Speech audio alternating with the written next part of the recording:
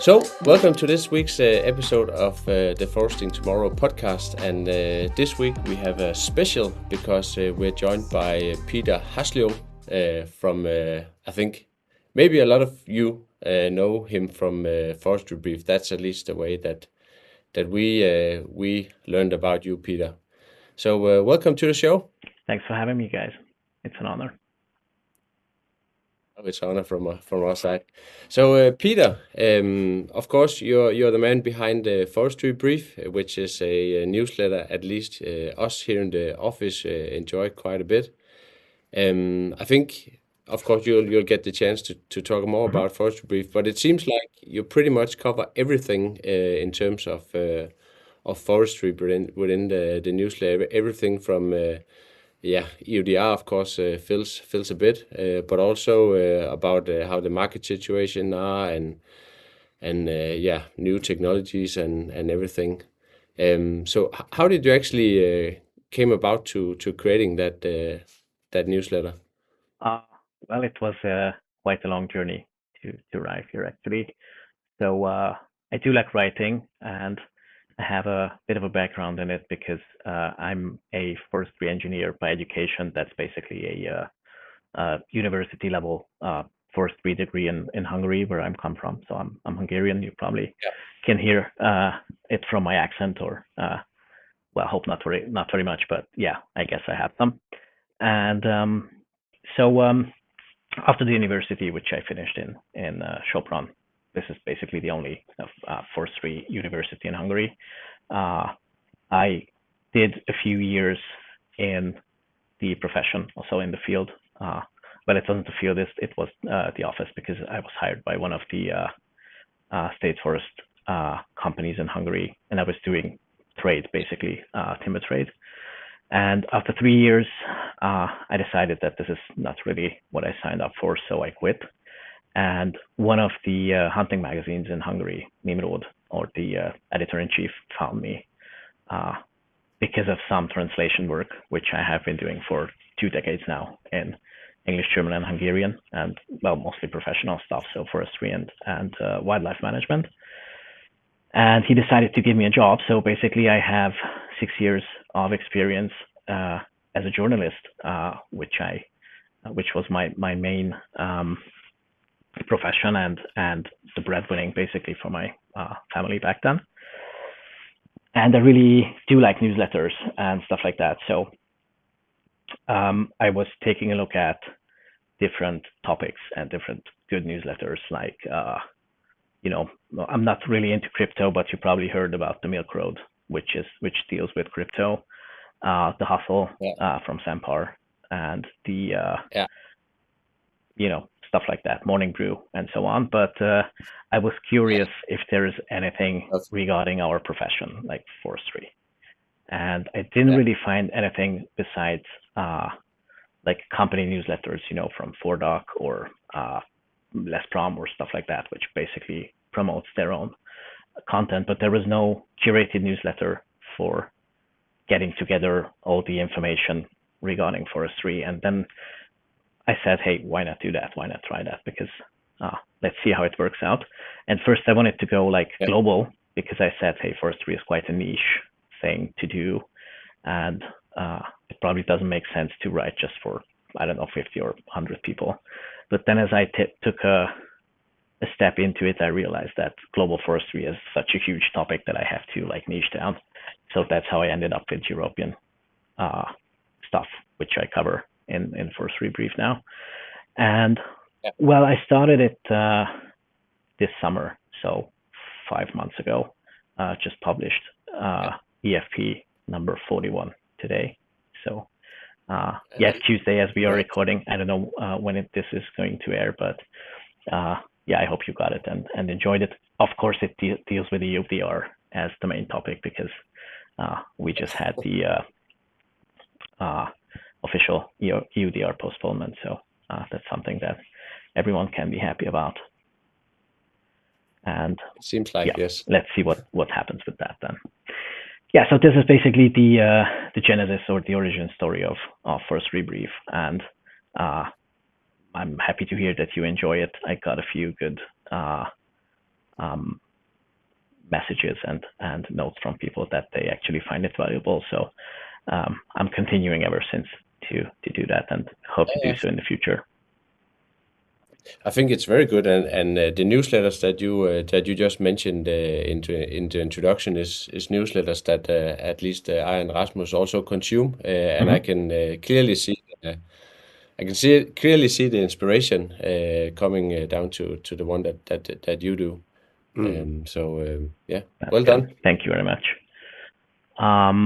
Well, probably wouldn't I wouldn't tell a big secret if I say that I am aided with AI. So it's not AI written, or as I used to call it, it's not written by AI. It's written with AI, because I'm a one-man show right now, like a one-man band, and in order to publish quite long-form content twice a week, do research, establish the entire back office, or the under the hood system, it wouldn't really be possible without just doing it manually without any help of AI. So I do use a few systems, mostly for research, and but also for formatting and stuff like that. And then I basically review the entire thing, click all the links if they work. They usually don't, so I usually have to at least find the links and add them to the text. And there's a few tweaking and shepherding, but it usually takes like 2 to 3 hours per issue to put it together. So it's like approximately 5 hours per week. Yeah. Okay, that's quite amazing, because I think now we also, of course, do some I don't know if I would call it research, but we also spend time on deciding what needs to come into our sort of podcast, and let's call it research. The research part actually takes quite a bit, and at least when I read through your newsletter, I think it seems like there's a bit of at least some hours being spent on doing the research. Now, of course, you sort of describe how it goes, but I guess that also comes down to that you have a lot of experience with the forestry sector in general. So I guess it's easier for you to sort of figure out, the ups and downs of it. Yes, I'm trying my best. So I'm not a huge expert. So for example, I just took part in a conference last week for private forest owners in Hungary and like the neighboring countries, because the association here in Hungary decided to make their international connections a bit more closely tied, and they try to cooperate across borders as well. And there were people who are much better in forestry and much better in professional topics, but I'm just the one who probably has a bit more insights of the outer world of the profession itself. So I wouldn't consider myself a good forester. I would consider myself someone who has oversight of different other topics, some totally unrelated to forestry, for example, AI, which is actually creeping into anything right now and everything. So it is going to have an impact on forestry, of course, as well. But this is basically what I do. And the other thing I do is I speak 2 foreign languages besides Hungarian, which is my mother tongue, which is English and German. And I have been doing translations, interpreting, and stuff like that for 20 years now. So I do have, even if I don't want to, but I'm quite happy to gather this kind of knowledge, have information and oversight about how things are going in other countries, which can be quite helpful. This is basically one of the reasons as well why I was dealing not just with, for example, Hungarian forestry, which is a very niche in a niche thing, but I decided to go international. Yeah. Could you maybe, while we are sort of at the topic, could you talk about Hungarian forestry? I mean, we are, of course, from Denmark.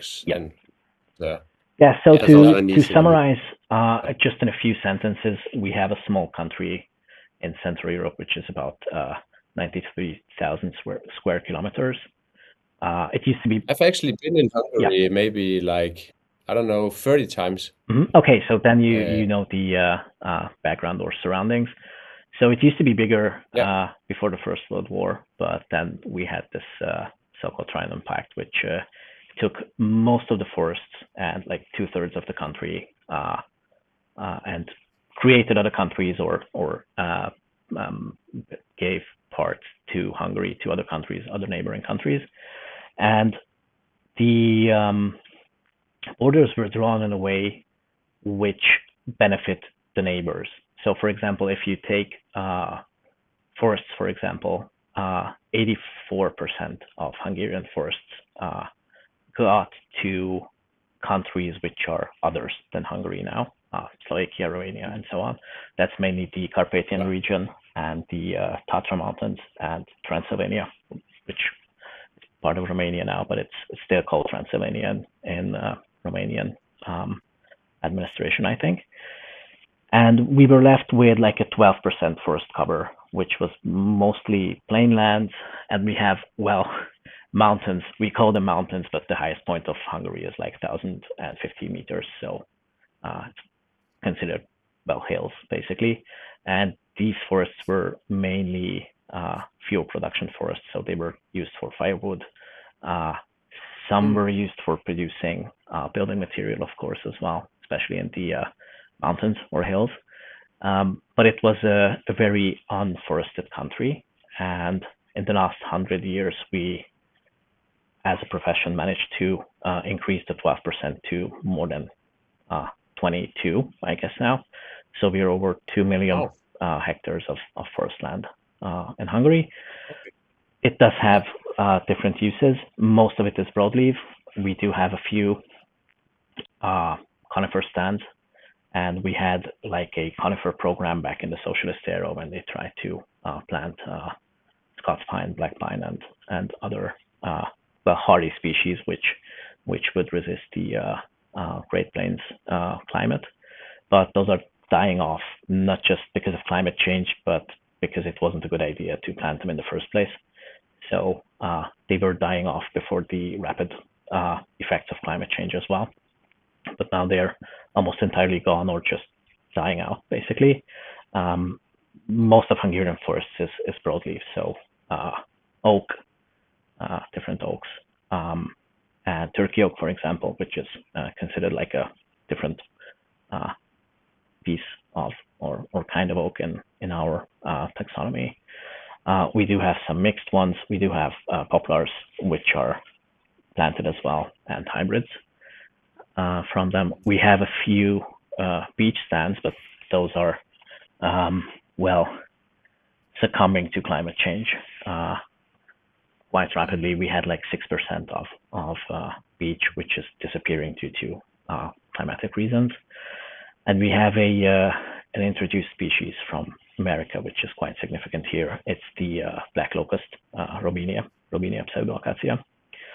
We have more than 10% of that, which are mainly plantations and planted stands, but it's a very, from a nature conservation point of view, it's not a very welcome species because, of course, it's American and it has some invasive characteristics, so it spreads heavily and isn't really in favor of other species. So if it gets into a stand mix, it usually takes over. But it has very good wood.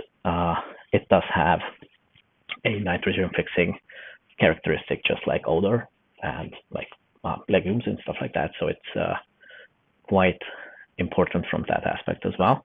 And what is it used for? Robinia, what is it used for in basically anything. So from year 2, you can use it to make, like a spade or fencing or stuff like that. It's very good firewood. It's used for roofing, not like shingles, but to support the tiles. And it is also used for basically anything. So it's a very good low industrial grade wood.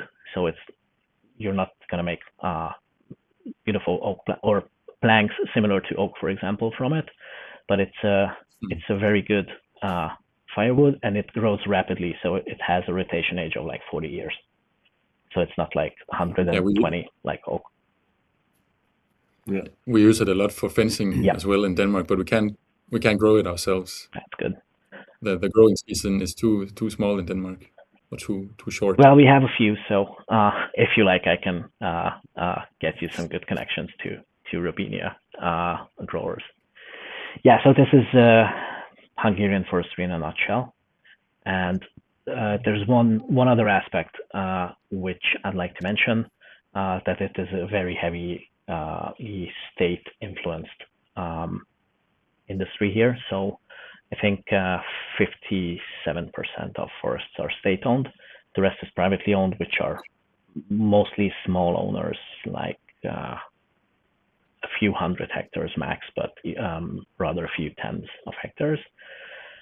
And well, I don't know what you know about Hungary and Hungarian politics. I don't want to go into that too heavily, but here, if you work for a state owned industry or state heavy industry, you have to, well, at least stay in the line and face where everyone else is facing. And if you don't that, then you're not really welcome. So that's basically the reason, one of the reasons I'm not continuing to work at one of the state forestries. The other reason is that I've been doing different stuff since my years at the newspaper, and there are unfortunately professions which pay better. So yeah, that's another reason. Yeah. I saw somewhere that have you been in? I think it was on LinkedIn. Have you been in Canada or Yes. something like that? Is that? Yeah. Yeah, actually, What did I you was do? lucky to spend one semester in Canada during university. It was 2008, right at the financial crisis. So when I went to Canada in August, I think the Canadian dollar was like 120 forints for $1. As I came home, it was like 170. And the problem with that was that I got my scholarship in Hungarian forints. So I lost quite a significant amount of that, but at least the world economy didn't collapse that much, just the proportion we saw. And for example, I still had a flight back home and stuff like that. So yeah, but it was very, very interesting, very good. I did learn a lot of things because Canada is, one of the most forestry heavy states in the world. So it is a much more important part of not just the economy there, but everyday life basically. And there's one interesting connection to Hungary and Canada regarding forestry. You probably know that we had the revolution in '56 against the Soviet occupation, and since our university, Sopron, is very close to the Austrian border, and since, well, young foresters are quite, or especially Hungarian foresters are quite keen on revolting and going against the grain, they had a very important role in the 2 weeks of the revolution, and they also were quite well, not very welcome from the state side after the revolution fell. So many of them just moved to Austria, and basically, well, they called it desertion, but basically they just migrated to Austria first, and they wanted to stay together and finish their studies, hopefully in Hungarian, because many teachers went with them as well.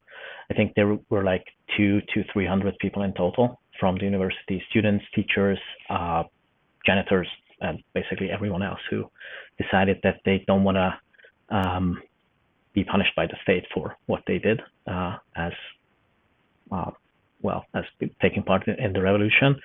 And they started to message different countries to, hey, we have 300 people in forestry, and we would like to stay together and continue somewhere else. And Canada reached out to them and said that, hey, you're welcome, and you can do whatever you want as a group in your profession. So that's how they went to Vancouver, and they created the Vancouver division of Sopron, or something like that, what's called. And they actually had a very big influence in Canadian profession, because they were the ones introducing the concept of silviculture to Canada. They, of course, had a big timber industry in Canada before, but they didn't really do replanting and silviculture management before they got introduced by that from Hungarian professionals. Okay. So yeah. Well done, Hungarian. Yeah, Thank cool. you. I didn't And actually know it was that. still No. strange, you know, when the guys in Canada, especially foresters, heard that I'm from Hungary. They always asked, "Hey, did you know that there was a university, you know, who basically took up their roots and went to Canada?" And I was like, "Yeah, it's actually my university, and it wasn't the whole university, but a whole bunch of people." And I still met those who went out. They were quite old, so like in their 80s and 90s, but we managed to meet and yeah, have a talk. Wow. Yeah. Awesome. Yeah. Awesome. Okay. Maybe fast forwarding a bit in time to so. Yeah, I think I can't remember if I reached out to you or you reached out to me on LinkedIn, but That's a good question. it didn't take long for us Yep. to decide that maybe you should come on this podcast and yeah. So and some of the we didn't spend that much time talking about what we actually should talk about, but you sort of came with a suggestion that we should talk about sort of the perception of forestry, and you also write a very well articulated article, which I shared a bit of last week in on LinkedIn, and that at least got a lot of comments from other people. So I don't know if should we could you maybe just go quickly through sort of the general topic of the article, and then we could jump into to bits and pieces of it. Yeah, absolutely. So basically, the article was written for Fordoc because they announced they had the post in summer on LinkedIn that they're looking for content creators, and I was like, hey, this is something I actually want to do myself, and I had my fair share of it regarding wildlife management. I'm not a hunter. I always emphasize that, so I don't hunt, but I was writing about it for like 6 years. And I usually got the question, you know, hey, you don't hunt, why do you write about it? And I'm like, you know, I don't have to be good at hunting to write about it. I have to be good at writing. But I still understand what the hunting world is and what to do. And I usually just ask, hey, would you prefer me to write for WWF or Greenpeace? Would that better for you? Or are you happy that there's actually someone who can articulate your voice and you can hunt in peace? And I write because I want you to be able to hunt in peace. So yeah, this is just something I usually get when they ask me, you know, you don't have that huge professional background. Why are you the one who is, you know, formulating different opinions and writing about it? This is the reason, because writing is a profession in itself, just like PR. Yeah, exactly. So Yeah, yeah, exactly. we just got in contact with Fordoc and they said, hey, give it a try. Drop in a few suggestions regarding topics, and PR was one of them because I saw that not just hunting and wildlife management, but forestry in general has, well, very bad PR, a very bad public perception, and basically like non-existent PR work from ourselves. So I believe what happened, and this is one of the topics of the article, is that we are a very slow profession. We work slowly, we change slowly, and we are working not in annual rotations, we are working in century-long rotations. So this is probably one of the reasons why we are so slow, which is actually, I don't think it's an issue, but it's just a fact we have to deal with. And previously, for centuries, it was enough to be someone, and people knew what you do. You know, I'm a forester, I deal with forests. I'm a farmer, I put food on your table, stuff like that. But nowadays, it's not enough to be someone. You also have to look like someone or be perceived as someone, and that's work. That's PR. That's emphasizing your stories, putting them out there, reaching people, and that's a profession in its own. And since I did, well, not many PR stuff or PR related stuff, but I did my toes into marketing, online marketing. I I've been also paid for, write newsletters and posts and stuff like that. I did have like a marginal understanding of what PR is, and I saw that we are missing it entirely. So I believe what happened is we just neglected the fact that we have to do our own PR. And basically we dropped the baton on that. And that was picked up by the nature conservation activists like Greenpeace and WWF. I don't want to be very much against them because they do play an important role and they do have very important topics to emphasize. But I think the problem is what they did in the long term is that they didn't make the separation of what happens, for example, to the Amazon rainforest and what happens in Europe or in the US, where we do have regulated timber management. But I'm going to cover that later. So basically, the reason I wrote this article is to emphasize that there is something called PR, and we should have been doing it for decades, but we didn't. And this is basically why we face such a headwind from the general public and stakeholders and decision makers. And the problem is that if you're not perceived as someone like, the manager and guardian of forests, then someone else is going to take that job on, and they either do a better work than you or not, but you're not going to have the opportunity to do what you do and prove it to the public. So this is what we are lacking, and we have been lacking for decades. And I really hope to at least raise awareness of this fact and try to make up for it as fast as we can, not just me personally, but the industry itself. And I think one of the biggest issues we were facing is that we, for example, have a saying at the university that foresters know everything as well. So we think we are good at everything we have to be good at, which from a professional standpoint is true. But for example, if you want to do communication, it's not the best way to take foresters or PR, to take foresters and tell them to, hey, make PR, talk to the public and convey the message, because PR is a different profession in itself. It's not just someone who likes to talk and is handed a microphone and, told to, hey, convey our message, because that's not enough. Especially if you are working, which I referred to in the article as an open factory, because we do have, we are doing work in a place which is open to the public. So it should be even more important to have good PR, not any lack of it. And we don't do that. We haven't been doing it for decades. And well, this is the result we are right now, that many people from the nature conservation community and many just people, general civilians, think that the biggest enemy of the forest is the forester. Yeah.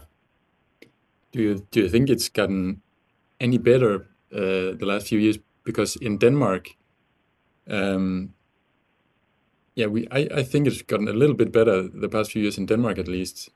There's a campaign running in Denmark, or had run this past year, called "Thanks to the Forest," basically in English. That's very good. So, which I think sort of. Yeah, carry on. Sorry. Yeah, it's sort of a cooperation between forest management organizations and other organizations in the industry. Yeah. Basically, campaigning all the good things the forest, gives the public. That's awesome. Which I think it worked quite well. I'm gonna take a look at that personally myself, because the next article for Forduck is I thought of covering something like that. What we as a profession provide to the general public and to the world, and what we should have been talking about, but we don't, or we didn't. So thank you very much for the suggestion.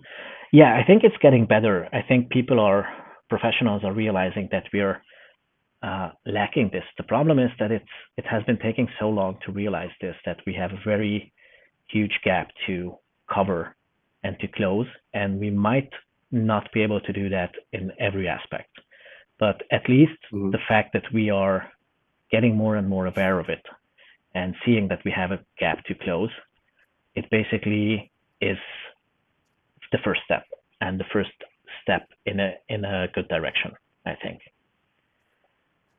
Yeah, so I mean, of course, now you published this article. What has the reactions been? Are people aware of the issue, or are people just like, I don't know what you talk about, or could you actually feel it? Yeah. So basically, it didn't receive any direct reaction from ForDoc. I saw that there were a few people signing up to the newsletter because I do have a bio as a writer, which of course I use to promote ForestryBrief as much as possible. But one of the Hungarians who is a subscriber and has something similar in Hungarian what I have, basically took the article, translated it without me, which I wasn't really happy about because I've been doing translation for 20 years. So usually if I write something in one language, I want it to come from, my keyboard or my idea or my thoughts in another language, which I speak as well, which is Hungarian. And he published it, and it got, mixed responses. But then we evened that out. I told them that, hey, this is basically copyright infringement because this is something I wrote for ForDoc, and please, talk to them if you want to have it. Then they agreed, of course, to translate it to Hungarian. So basically, we published it. And it was, of course, picked up by the Hungarian professional community. Professionals say that, this is something we have to work on. And actually, we do quite, I wouldn't say it's necessarily for PR reasons, but we have a very good forest education system, or forest school system in Hungary. And we reach a couple of 100,000 kids every year. And we just, show them what the forest is, what foresters and hunters do for a living, or wildlife managers, and what this whole thing is about. And by reaching children and providing them experiences, it's not just, like a lecture, it's actually taking them out to the forest, showing them tracks, leaves, birds, stuff like that. You're able to plant a seed which probably can emerge then as something which they can fall back on later if they hear some negative press or something like that regarding forestry. So it's just a bit of knowledge. And through kids, you can also reach parents and also reach adults, which are, of course, more difficult to shape and to change the entire thing. So, or their mindset changes more difficultly, or more. It's you have to put in more work to change their mindset than like kids. Yeah. And some of them, or many of them, also have this very, we call it dark green way of thinking. That everyone who touches the forest is the big enemy, and we have to, do something about them. But mostly not letting them do what they do and not letting them into the forest. This is not very good because forest is a public good. Everyone wants to have a part of it. It does create ecosystem services and public services, basically, or public good services. And of course, we want society to reap the rewards of that. But the other issue is what people just don't have the equal sign in their head, or they don't connect the dots that forests or trees provide two kinds of goods. One is the ecosystem services and the forest as a living being, which people are more and more fond of. And the other thing which forests provide, and society needs that is wood, but that is only achievable by dead trees, basically, so not living trees. And there's this very delicate balance we have to keep as a society, and we as foresters, and especially to balance the amount of living and dead wood or dead trees which we provide to society. And since they don't really have this equation in their heads that, hey, in order to get, a desk, a bed, just looking around here in where I am, a cupboard, paper to print on and write on, paper to, use for sanitary reasons in the bathroom and stuff like that. In order to achieve that, you have to harvest trees. And it is going to grow back, because I think the other problem is that many people, since they don't have basic ecological knowledge, they think that forests are static, and it's like fossil fuels. If you extract fossil fuels, it's not gonna grow back, or it's not gonna renew. That's why it's not called renewable. And they think that forests are the same. So if you cut forests, you're not going to have forests instead of the harvested one, which is only partly true, because you have to take into consideration the timeline. So if you mow a piece of grass, it's going to grow back in a few weeks. If you harvest the forest, it's going to grow back in like a century. But actually, they are, replanting or reforesting forests. That's a mandate in every European country, and it has been mandated by law for at least 2 centuries now, but people just don't know that. And they don't perceive a 5-year-old young forest the same as like a 105-year-old climax forest. And that's another problem that people, and I know from many aspects it's not the same, but it's going to evolve. One is going to evolve and grow into the other. It just takes time. And we have to. So when you say it like this, it seems, of course, that education of society is a huge part of it.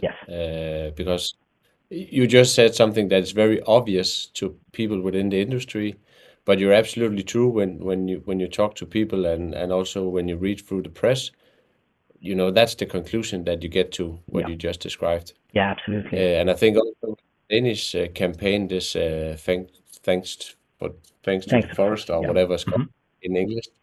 I mean, some of what it also highlights is, of course, in Denmark we are very fond of our famous design furnitures made out of wood. Which people pay a lot of money for in order to buy, and of course it's something that will last forever, and it's also something that you could pass down to your children when they get old. But again, coming back to what you just said, I mean, where do you think it comes from, right? So this campaign, that I think it highlights a lot about the this wooden product. It comes from this part of the forest. And I think the other thing is, what we're lacking currently as an industry is like professional communicators. So people who are not just able to talk to other professionals, but to the general public. And I think partly the reason why we're lacking this is because forestry and forests are a very complicated topic. It involves ecology, economy, living and not living things and aspects and parts of it, different stakeholders, different land ownership forms and stuff like that. So it's very complicated. And, we, for example, in Hungary spent at least 5 years in university to get a grasp of the entire thing. And you can't really water that down to a 8-second TikTok video, or you should, because this is basically one of the biggest achievements of communication and PR, that it takes very difficult and complex messages and narrows it down to something that you're able to cross to like a 1-bit message, how we used to refer to that in Hungarian, which is of course losing many of the message itself which you want to convey, but you have to try to do that in order to change the current view of people, which is just, harvesting forests equals something bad, or foresters are evil, or stuff like that. So in order to change this point of view, you have to go down to this level of simplicity and work your way basically up to those who, or those layers or those levels where you can convey more complex messages, but you also have to do it in a way that people understand it who don't have a 5-year degree in forestry. And I also think in the article you talk a lot about hitting people's emotions. Yes. Yeah, that's the other. And I remember this isn't necessarily against forestry, but I remember watching a David Attenborough show where he talked about basically loss of species, and there's a clip of a dodo bird and its mating call, and he's basically saying that this dodo bird is calling for a mate, but it's the last known species, so there is no mate coming. And I feel like that's a very powerful. Speaks highly to your emotions. Yeah, that this dodo bird will never find a mate because it's about to go extinct, basically. Yeah, that it's tough to compete with. Yeah, that's strong. Yeah, I think we do have positive messages as well as a profession. I think one of the things we are lacking and we didn't do in the past, and we should be doing in the present more, is taking on more nature conservation tasks and responsibilities and communicate that like heavily, like really, make it one of the spearheads of our messages. And I think that it's not only like a communication thing, to formulate that, but we actually have a responsibility to hand over working forest ecosystems to our children and grandchildren. And that's not going to happen without nature conservation. Of course, I know that many countries, for example, Hungary, where I come from, it does have a very heavy nature conservation influence in forestry already. And we have very strict rules. But we also have to communicate that we are not just doing what we want because we want money, and timber equals money, and everyone has dollar signs in their eyes and nothing else matters, or euro signs in our case. But we do lay a very heavy emphasis on nature conservation. And for example, Hungarian nature conservation, the movement itself originated from hunters and foresters. And I think it's the same in many other countries or many other regions of Europe. And it should be a continuation, but there's a disconnect, and the two parties or the two groups turned on each other, and that's not very good. So I think one of nature conservation itself has the positive message now. And I think one of the ways we can prove that we're not the bad guys is to sit down with them and reach mutual goals and see what we have in common, and tell them that, hey, or not just tell them, but to prove them that we're not the enemy and we are not working against each other. But on the other hand, in order to have forestry working as an industry, we also have to make money, which is currently mostly timber.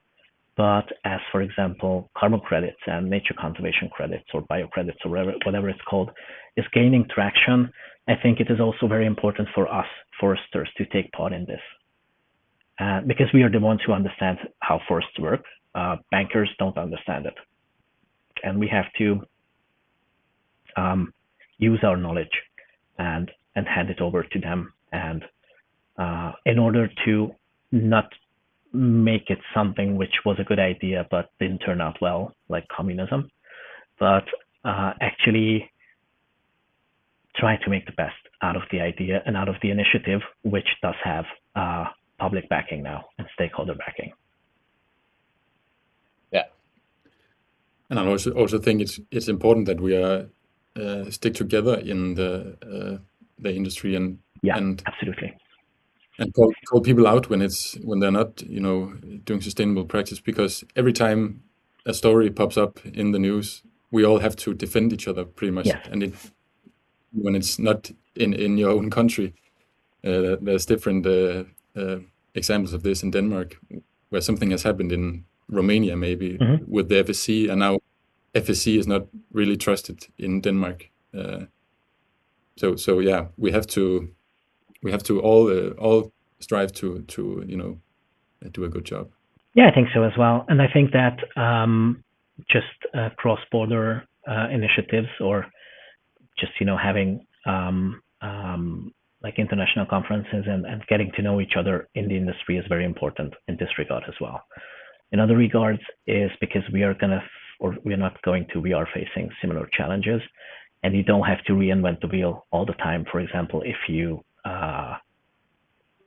see the certification in your country, what we see, for example, on the Great Plains now, we don't have to, start from scratch in dealing with that. We just can go to the southern neighbors or Mediterranean countries and ask, hey, what you do about it? How you deal with that? What could we do about it? What species should we use, which is going to be standing there in 100 years and not going to dry out in 10, and different stuff like that. But it's the same regarding communication and PR. So if we stick together in that aspect, we're going to have a much bigger lobbying power as well to stakeholders, because we cannot forget that stakeholders who make the laws are voted by the general public, or they are placed in their place or in their seats by the general public, and the general public is going to vote regarding forestry, for example, as their current knowledge is. So that's why I emphasize in the article as well that UDR and every other regulation which we have upon us is basically a bill or a punishment we have to pay for not making the public aware of what we do, because they think that they have to regulate us in order to, behave nicely and be not counterproductive but productive, which we actually are, but we just don't have the ways to present our productivity or our result, because we don't have good communication channels and ways of conveying our messages. Yeah. A good point communication-wise, because that's why when you see from the rainforest that they're removing them and all these animals are hurt. Yep. People understand that back to the David Attenborough part, that so you have to think about how you communicate. Yeah, absolutely. And I think just mentioning the Amazon and things like that, I also have a few examples in the article, like Nestle and the orangutans and stuff like that. It would be very important for us, for forestry, to distinguish ourselves from illegal logging and illegal practices. And this is something we're lacking as well, because like a half-hectare clear cut or single tree selection cut, even in the backyard of a general European citizen, is considered the same crime as what is done in Borneo or in the Amazon as deforestation, because we didn't make the distinction. And it's just cutting trees. The activity is the same, a tree gets cut or several, but people don't make the distinction that, hey, one is sustainable, the other is not. And this is our fault.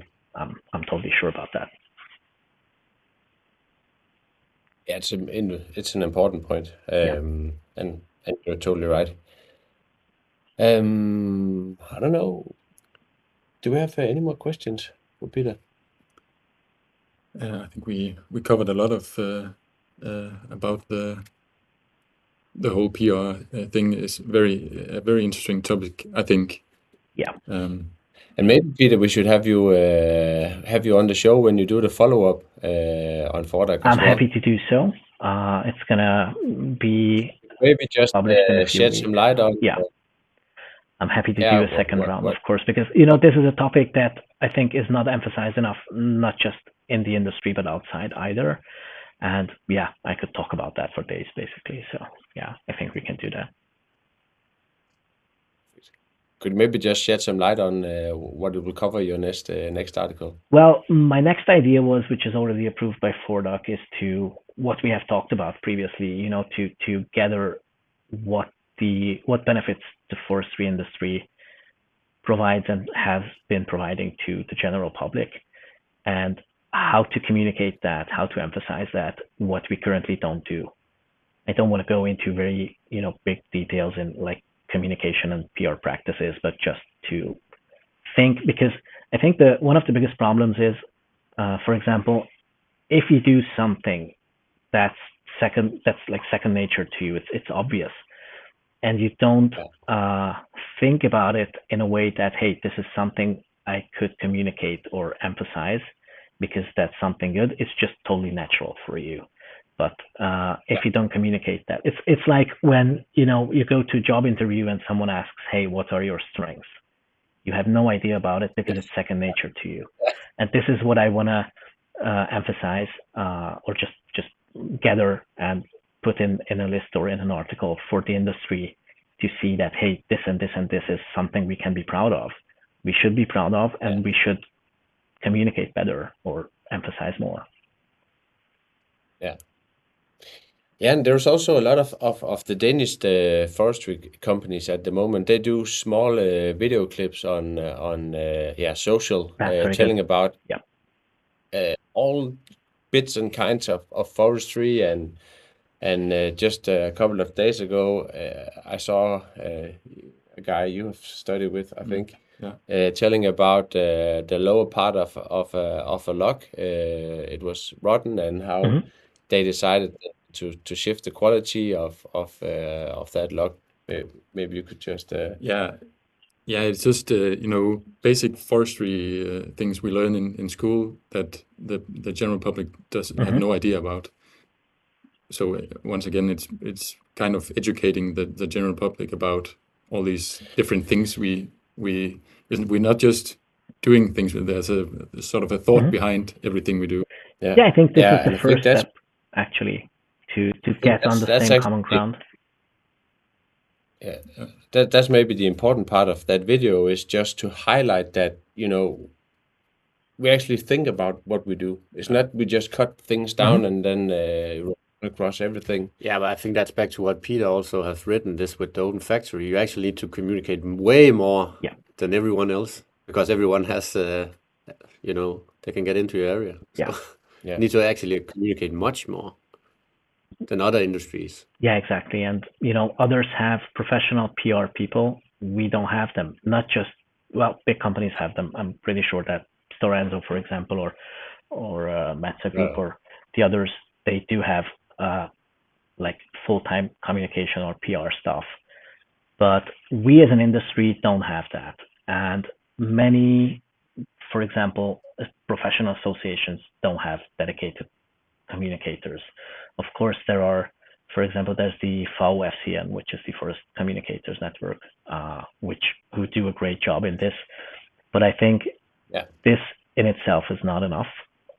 We should do more, and we should entrust professional communication and PR staff or people who has this as a profession to do this instead of foresters doing it. We have to help, of course, with what the message should be, but how to do it, that's not our job. That's their job. That's something they are much better at than we are, and we will ever be. Exactly. Okay, Peter, thank you for taking the time. Thank you very much for having me. It's a great honor to be here. It was a pleasure, and it's a very important and interesting topic that we have just been discussing. And hopefully we'll see you again. Yeah, I'm happy to do round 2 or round 3 or whatever, if you want. And of course, I'm also happy to report about the podcast in the newsletter. So I just want people to be aware of the changes and the challenges we have to face in as much detail as possible. And I think you are doing a great job in this as well, to raise the professional public to the fact what we are dealing with here and what we have to deal with. So thank you very much for that. Yeah, much appreciated. Okay, Thank you. We'll catch each other. Yep. Thank you, Peter. Thanks for having me. Thank you, Have a Peter. great day, guys.